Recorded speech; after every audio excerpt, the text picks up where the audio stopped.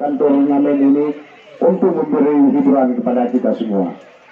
Karena di tengah lapangan, maka kita penonton berhak memberi semangat dengan sportif.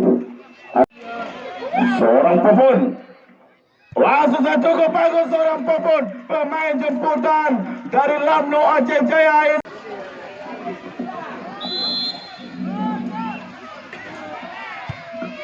Lagi sangat bagus dari tendangan dari seorang.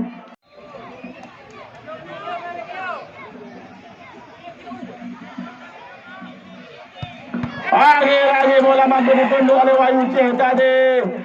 Tendangan dari seorang cukup tajam tadi. Tendangan dilakukan oleh Razi tadi. Berubah kedudukan menjadi 2-1.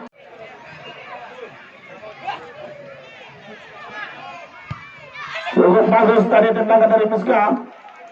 Berendang selanjutnya. Lagi bola keluar. Cukup disayangkan. Tendangan ketiga. Bagus.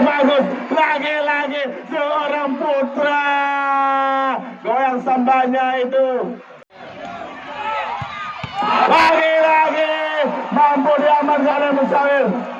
Tendangan terakhir dari bersama-sama memegang.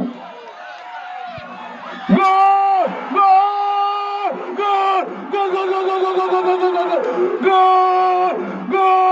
Luar biasa tadi tendangan dari Ridwan, salah satu tim dari kecamatan menunjuk tiket ke babak 8 besar.